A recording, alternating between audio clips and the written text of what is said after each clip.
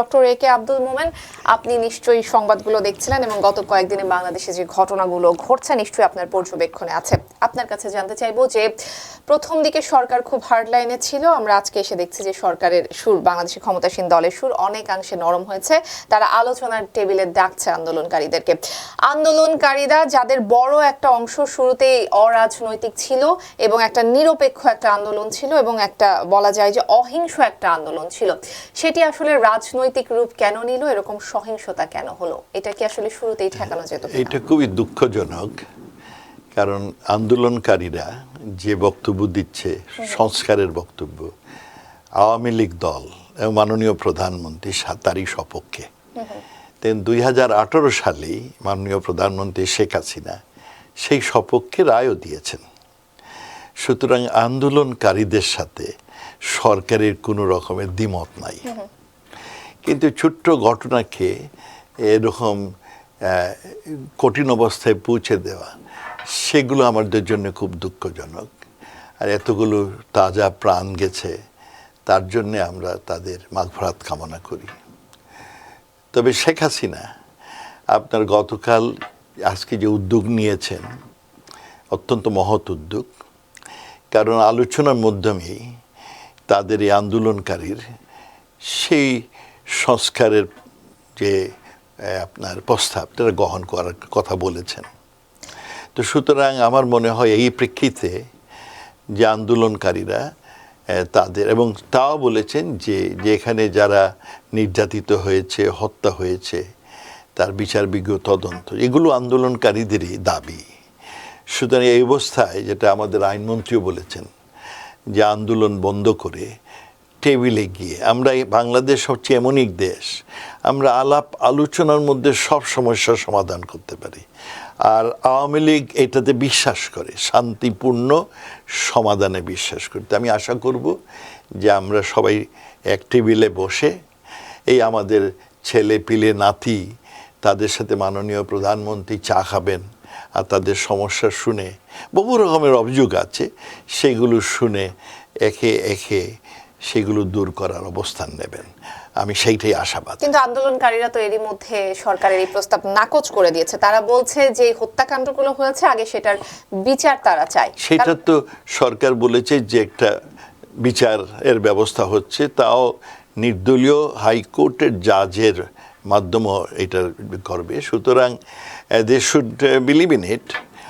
আর দ্বিতীয়ত সরকারের সাথে কিন্তু কোটা সংস্কারবাদীদের খুব বড় তফাৎ নাই।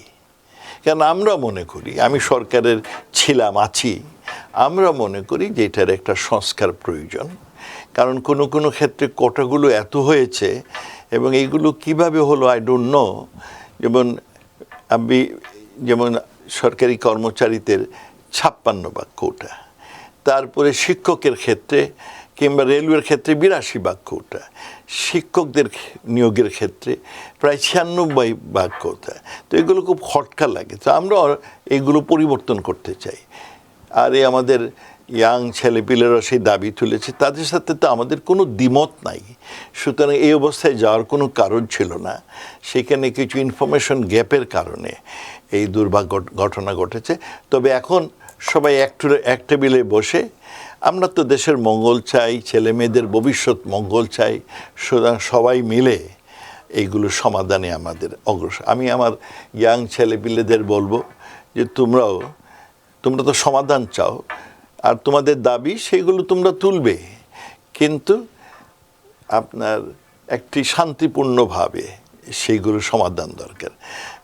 আপনার যুদ্ধাঙ্গী হয়ে সমাধান হয় না। আপনারা তদন্ত কমিটি গঠনের কথা বলছেন, আপনার কাছে কি মনে হয় কমিটি গঠন হবে? অবশ্যই হবে। যেটা সরকারের যে অঙ্গীকার করেছে নিশ্চয়ই হবে, এবং সেইখানে গিয়ে আমাদের এই ছেলে মেয়েগুলো তাদের দাবি দেওয়া তুলবে। বিশেষ করে তার প্রধানমন্ত্রীর কাছে চা খেতে যায় না কেন? ছেলেমেয়েগুলো দাবি করছে যে যে হত্যাকাণ্ডগুলো হয়েছে সেটার বিচার তারা দাবি করছে। আপনারা বলছেন যে সরকারও বিচার করার পক্ষে। যদি তাই হয়, আমি নিশ্চিত আপনি আবু সাইদকে হত্যা করার ভিডিওটি দেখেছেন, যে আসলে গণতান্ত্রিক একটা দেশে এরকম নিরস্ত্রভাবে একটা শিক্ষার্থীর বুকে এইভাবে গুলি করা হলো। আমরাও চাইবো যে একটা নিরপেক্ষ তদন্ত হবে এবং এটার বিচার ডক্টর এ কে আব্দুল মোমেন একটু যদি যোগ করতেন যে আবু সাইদকে যেভাবে গুলি করা হলো সেই পুলিশ অফিসারের ছবি কিন্তু আমরা সোশ্যাল মাধ্যমে দেখছি, তার পরিচয় সহ দেখছি, 48 ঘন্টা পার হয়ে গেছে, এখনো কিন্তু তার বিরুদ্ধে কোনো ব্যবস্থা সরকার নেয়নি। আলোচনার মধ্যে যখন এবং প্রুফ পাওয়া যাবে, সত্যি সত্যি সরকারিভাবে প্রুফটা পাওয়া যাবে, তখন না এইগুলোর একটা বিচার হবে, এবং আমি তাতে বিশ্বাস করি বিচার হবে। আন্দোলনকারীরা কিভাবে বিশ্বাস করবে? আমি তাদের উপরও বিশ্বাস করি। তারা বিশ্বাসের উপর দুনিয়াটা চলে, বিশ্বাসের উপর দুনিয়াটা চলে। তাদের বিশ্বাসের উপর আস্থায় নিতে হবে। আর তারা দেখুক যে গত প্রায় 43 বছর ধরে মাননীয় প্রধানমন্ত্রী শেখ হাসিনা বিরোধী দল থাকা অবস্থায় সরকার উনি যেগুলো আশ্বাস দিয়েছেন সেই আশ্বাসগুলো তিনি পূরণ করেছেন। তাদের বিশ্বাস এবং আস্থা থাকা প্রয়োজন, এবং আস্থা থাকলে আস্থার রেসপন্স সবসময় হয়। আমি আরেকটা বিষয় আপনার নজর আনতে চাই। আপনি নিশ্চয়ই একটু আগে দেখেছেন যে সরকারের সাধারণ সম্পাদক, আওয়ামী লীগের সাধারণ সম্পাদক ওবায়দুল কাদের তিনি বলেছেন, ছাত্রলীগের কথা বলেছেন। ছাত্রলীগকে কেন মাঠে নেমে ছাত্রদেরকে প্রতিহত করতে হবে? রাষ্ট্রযন্ত্র কি ব্যর্থ হয়ে গেছে? আইন শৃঙ্খলা বাহিনীর সদস্যরা কই? আওয়ামী লীগকে কেন মাঠে নামতে হবে? এটা ওনাকে জিজ্ঞেস করেন। অনেক সময় সহিংস কাজ হয়, ঘরবাড়ি জ্বালায়, এই গাড়িঘর জ্বালায়, পাবলিকের গাড়ি। আমরা কোনো সম্পদ অনিষ্ট হোক সেটা চাই না, সেই জন্য হয়তো ওদের উনি বলছেন যে তোমরা একটু খেয়াল রাখবে। কিন্তু সেটার জন্য ছাত্রলীগ কেন? সরকারি পুলিশ বাহিনী কোথায়? পুলিশ বাহিনী অবশ্যই আছে, আইন বাহিনী কোথায়? সুতরাং এই তাদের তো বরং ছাত্রদলও তো আপনার এই ছাত্র সমাজই তো এই কৌটার সপক্ষে, কৌটা পরিবর্তনের সপক্ষে। কিন্তু আমরা কিন্তু দেখিনি ছাত্রলীগের কিন্তু শুরু থেকে ছাত্রদের পক্ষে থাকার কথা ছিল, তারা কিন্তু বিরোধী পক্ষে চলে গেছে। তাদেরও তো এটা খুবই দুঃখজনক, এটা এমন হওয়ার কথা ছিল না। আমরা একটু সমাধানের বিষয়ে আসতে চাই, কারণ নিরপেক্ষ এরকম একটা দাবিকে একটা অনেক মহল থেকে আমরা শুনছি যে এটা একটা যৌক্তিক দাবি, সেটাকে আসলে এরকম সহিংস বানানো হলো, এরকম রাজনৈতিক বানানো হলো। এখন সমাধানটা আপনারা কি দেখছেন? সেটাই দুঃখজনক, যেহেতু সহিংস ছোট্ট ঘটনা এবং এটা একদিকে শেষ হয়ে যায়, কিন্তু এটা কি এত সহিংস হলো, সেইখানে বোধ হয় এই যে সেন্সিটিভিটির অভাব আছে, মনে হয় সেই কারণে এটা হয়েছে। আর রাজনৈতিকভাবে রাজনৈতিক ইস্যু সমাধান, কিন্তু ইদানিং আমরা অনেক সময় অনেক ইস্যু আপনার রাজনীতির বাইরে ছেড়ে দেই। যেমন আমার কিছু সহকর্মীরা বলেছেন যে দেখেন এটা কোর্টের বিষয়, কোর্ট ঠিক করবে। তা আমি ওনাদের বলেছি যে দেখেন এই আমেরিকাতে দাসত্ব প্রথা প্রায় 400 বছর এখানে বলবৎ ছিল। এদেশের কোর্ট বিচার বিভাগ সবসময় দাসত্ব প্রথার পক্ষে রায় দিয়েছে। তারপর রাজনৈতিকভাবে প্রেসিডেন্ট লিঙ্কন, আব্রাহাম লিঙ্কন সিদ্ধান্ত নিলেন যে দাসত্ব প্রথা উনি দূর করবেন। তার ফলে তিনি যুদ্ধ করেছেন। তারপরে তিনি একটি আইন বানিয়েছেন দাসত্ব, রাজনৈতিক সিদ্ধান্ত, দাসত্ব, অ্যান্টি স্লেভারি, সেই 1865 খ্রিস্টাব্দে। তারপর থেকে কোনো কোর্ট দাসত্বের সপক্ষে কথা বলেনি। রাজনৈতিক সিদ্ধান্ত হওয়ার ফলেই আপনার বিচার বিভাগ সেই রাজনৈতিক সিদ্ধান্ত গ্রহণ করেছে। তো আমি মনে করি এই যে কোটা পদ্ধতির যে বিষয়টি, এটা রাজনৈতিক সিদ্ধান্ত দরকার। জি, একটা বিষয়কে একটু বলবেন কিনা, আমরা দেখেছি যখন এরকম একটা চলমান সহিংসতা চলছিল, প্রধানমন্ত্রী শেখ হাসিনা তিনি জাতির উদ্দেশ্যে ভাষণ দিয়েছেন। আপনার কাছে কি মনে হয় তার ভাষণ আসলে আন্দোলনকারীদেরকে আশ্বস্ত কেন করতে পারলো না? আমি ভাষণটা সেই মুহূর্তে শুনতে পারিনি, কিন্তু মাননীয় প্রধানমন্ত্রী তো সমঝোতার কথাই বলেছেন, সমঝোতার কথাই বলেছেন। সুতরাং সেটা তারাও তো সমঝোতাই চাইবে। আন্দোলন করে কোনো অর্জন হবে না। Eventually we have to sit together. এবং তিনি সেই সিটের কথাই বলেছেন যে আলোচনা করে সমাধান। তিনি অবশ্য সেখানে বলছেন বিচার বিভাগের কেসটা আছে, let them give the verdict, তখন সরকার যে করবে। তবে এখানে একটা ভালো জিনিস যেটা বিচার বিভাগের এই ইয়েটা আগ বাড়ানো করা হয়েছে, তাতে সময়ক্ষেপণ কম হবে। তা আমি মনে করি এইটা রাজনৈতিক সিদ্ধান্ত, এবং তারা আলোচনা করে মাননীয় প্রধানমন্ত্রীর সাথে এক টেবিলে বসে আলোচনা করে it should be resolved. It's not a big issue. কারণ এটা মন মানসিকতার দিকে আমরাও চাই সংস্কার, তারাও চাই সংস্কার, এবং সংস্কারটা দেশের মঙ্গলের জন্য হবে বলে আমাদের ধারণা। তবে এখানে একটা সেন্সিটিভ ইস্যু মাননীয় প্রধানমন্ত্রী হয়তো যে কিছু লোক রাগের বসে, হিংসার বসে, বিদ্বেষের বসে, কিংবা ফ্রাস্ট্রেশনের বসে, হতাশার বসে বলছে যে তারাও নাকি রাজাকার। এইটা সুবন না। আমরা যারা মুক্তিযুদ্ধে বিশ্বাস করি, আমরা এই শব্দটা শুনলে আমাদের পছন্দ হয় না। আর আমার মনে হয় সেই জন্যে যারা এই যে আপনার কোটা আন্দোলনকারী, তাদের বিভ্রান্ত করার জন্যে কোনো অনুপ্রবেশ করেছে, করে তারা বলেছে আমরা রাজাকার। এবং এই জন্যে হয়তো ভেরি সেন্সিটিভ ইস্যু, সেই জন্য হয়তো কিছু ছিল। কিন্তু এটা ওদের বুঝতে হবে যে তাদের আন্দোলনে যাতে কোনো অনুপ্রবেশকারী ঢুকে তাদের উদ্দেশ্য হাসিল না করতে পারে, তাদের সুনামটাকে বদনাম না করতে পারে, সেই দিকে তাদেরও ছাত্র সমাজেরও লক্ষ্য করা দরকার। জি, ডক্টর এ কে আব্দুল মোমেন, আপনি কিন্তু এখন আসলে খুব ইতিবাচকভাবেই বললেন যে আপনি আন্দোলনকারীদের পক্ষে, কিংবা বিষয়টিকে আসলে আপনি দুঃখজনক বলছেন। কিন্তু যখন এই আন্দোলন চলছিল এবং এতটা ভয়াবহ রূপ নেওয়ার আগ পর্যন্ত আমরা কিন্তু সরকারের উচ্চ পর্যায়ের কোনো দায়িত্বশীল ব্যক্তিকে আন্দোলনকারীদের পক্ষে ইতিবাচক কিছু কিংবা তাদেরকে আশ্বস্ত করার মতো কিছু বলতে শুনি। 6-7 জুলাই এবং আমি তো পাবলিকলি বলা যায় না, সেইখানে আমি অ্যাটর্নি জেনারেলকেও বলেছি যে ওদের দাবিটা যৌক্তিক, আমাদের বিবেচনার যথেষ্ট সুযোগ আছে, এবং যারা রেলিভেন্ট তাদের আমরা জানিয়েছি, হ্যাঁ, যে এটা সম্পর্কে আমাদের এটা পজিটিভ মনোভাব থাকা উচিত। জি, আপনি একজন কূটনীতিক, আপনি পররাষ্ট্রমন্ত্রী ছিলেন। আপনার কাছ থেকে একটা বিষয় আসলে আমি জানবো যে আমরা কিন্তু দেখছি, আমি এখানে বলি কূটনীতিক বললেন, আমার দুঃখ লাগলো এই ছোট্ট ঘটনাকে একেবারে গ্লোবাল ঘটনা করে এই বিষয়টি আসলে আনতে চাচ্ছিলাম। এটা আমার জন্য খুবই পীড়াদায়ক। এত তুচ্ছ ঘটনা যেখানে সরকার এবং আন্দোলনকে মোটামুটি একই রাস্তায়, তারপরে এটারে গ্লোবাল ইস্যু করে ফেললো। আর আমাদের লজ্জা, দেশের জন্য একটু লজ্জা নিয়ে আসলো, হ্যাঁ।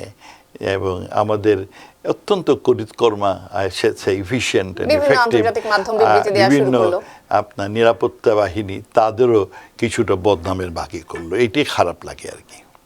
নিরাপত্তা বাহিনীর বদনামের বিষয়টি যেহেতু আপনি তুললেন, আমি আসলে আপনার কাছ থেকে এই বিষয়টি আসলে জানতে চাইবো যে এই বিষয়টি ছাত্রদের মনে খুব বেশি দাগ কেটেছে। আবু সাইদের ঘটনাটা, একজন নিরস্ত্র শিক্ষার্থীর উপর এইভাবে পুলিশের গুলি করাটাকে আপনি কিভাবে দেখেন? শুনেছি যে তাকে রাবার বুলেট দিয়ে গুলি করেছিল, হ্যাঁ। তো তাদের পুলিশ এবং এই নিরাপত্তা বাহিনীর they have some rules of engagement, তারা হয়তো সেই রুলস অফ এঙ্গেজমেন্ট ফলো করেছে। আমি ঠিক পুরোপুরি বলতে পারবো না, কারণ ওদের ট্রেনিং একটা রুলস অফ এঙ্গেজমেন্ট থাকে। আর আপনি যে দেশে আছেন, আমি এই মুহূর্তে যে দেশে বেড়াতে আসছি, এদেশের পুলিশের নির্যাতন এবং নৃশংস আপনার হ্যান্ডলিং দেখে আমার সবসময় দুঃখ লাগে। তখন আপনারা কেউ নিয়ে কোনো কথা বলেন না। শিক্ষার্থীদের সাথে সরকারের একটা দূরত্ব তৈরি হয়ে গেল, এই বিষয়টিকে আসলে এই তো দুঃখজনক। কারণ ছাত্ররা তাদের ভবিষ্যৎ জন্যে এই সরকার এবং মাননীয় প্রধানমন্ত্রী যে অভাবনীয় সাফল্য অর্জন করেন, যাতে দেশের ছেলে মেয়েদের সুন্দর ভবিষ্যৎ এবং আগের থেকে অনেক উন্নত জীবন পেয়েছে, এই জীবনটাকে আমরা সত্যিকারের একটা উন্নত দেশ তৈরি করতে চাই।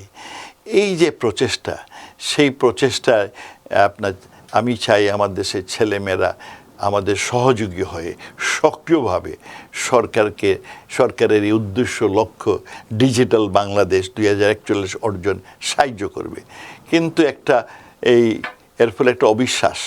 তবে আমি সবসময় ভেরি পজিটিভ। হয়তো এই অসুবিধা থেকে আমাদের সুসম্পর্ক আরও গভীর হবে, আমি সেইটাই আশাবাদী। এখন হয়তো আমার ছাত্র এবং সরকারের নীতি নির্ধারকের মধ্যে আরও গভীর একটা আঘাত সৃষ্টি হবে, যাতে আমাদের ইস্পিত লক্ষ্য সেই সোনার বাংলা অর্জন করতে পারি। একটা বিষয় একটু আপনার কাছ থেকে জানবো ডক্টর মোমেন, এই যে পুলিশ এইভাবে গুলি করার পরেও যেখানে হচ্ছে আমরা একটু আগেই সংবাদে দেখছিলাম যে বারবার সরকারের পক্ষ থেকে বলা হচ্ছে যে শিক্ষার্থীদের নিরাপত্তাই হচ্ছে পুলিশ বাহিনী রয়েছে, কিন্তু আমরা দেখলাম পুলিশের পক্ষ থেকে যখন বক্তব্য আসলো ডিবি প্রধান বললেন যে পুলিশের গায়ে যদি হাত দেওয়া হয় কাউকেই ছাড় দেওয়া হবে না। আন্দোলনকারীদের উদ্দেশ্যে তিনি এই কথাটি বললেন, যেখানে পুলিশের পক্ষ থেকে আন্দোলনকারীদেরকে আশ্বস্ত করার কথা, সেখানে আসলে আন্দোলনকারীদের বিপক্ষে যে এরকম একটা বক্তব্য যখন দেয়া হয়। They have some rules of engagement. আর অনেক সময় হয়তো অনেক সময় মনে করা হয় হয়তো দমক টমক দিলে হবে, কিন্তু দমকের দিন শেষ হয়ে গেছে। কিন্তু আন্দোলনকারীদের, আপনি বলছেন যে আন্দোলনকারীরা এবং সরকার দুজনই হচ্ছে কোটার পক্ষের লোক, তারা কোটা সংস্কারের পক্ষের লোক। যদি এটাই হয়ে থাকে তাহলে কোটা সংস্কারের দাবিতে যারা রাজপথে দাঁড়িয়েছে তাদেরকে কেন মুক্তিযোদ্ধাদের বিপক্ষ শক্তি করে বলা হচ্ছে? এটাই তো দুঃখজনক। এই জন্য আমি বলি যে ওখানে কিছু অনুপ্রবেশকারী ঢুকে তারা তাদের এই পুরো প্রোগ্রামটাকে আপনার ভিন্ন পথে পরিচালিত করছে। সেটা আমি মনে করি যে কিছু অনুপ্রবেশকারী ঢুকেছে, তাদের আপনার ফন্দি ফিকির উদ্দেশ্য ভিন্ন, আর তারা এই কোটা বিরোধী দেশকে সামনে নিয়ে তারা তাদের উদ্দেশ্য এইটাতে আমাদের ইনভেস্টিগেশন করা উচিত এবং ফাইন্ড আউট যে আসলে কারা এটা করেছে। সমাধানের রাইট ওয়ে যে কোটা বিরোধী যারা, তারা মাননীয় প্রধানমন্ত্রীর সাথে সাক্ষাৎ করুক, একটু বলে বসে চা খাক, আর খেয়ে তাদের সমস্যার কথা বলুক। আর আমার বিশ্বাস মাননীয় প্রধানমন্ত্রী তাদের সমস্যা দূর করে দেবেন। জি, নিশ্চয়ই আমরাও এমনটা প্রত্যাশা করি। আসলে দিন শেষে একটা অহিংস বাংলাদেশের স্বপ্ন আমরা সবাই দেখি। ডক্টর মোমেন, একটা বিষয় উল্লেখ করতে চাই, কমপ্লিট শাটডাউন চলছে, বাংলাদেশে ইন্টারনেট সংযোগ বন্ধ, সবগুলো টেলিভিশন চ্যানেল বন্ধ। প্রবাসীরা যারা এদেশে আছে, আমরা যারা এদেশে আছি, আমরা বাংলাদেশের সাথে কোনো যোগাযোগ করতে পারছি না।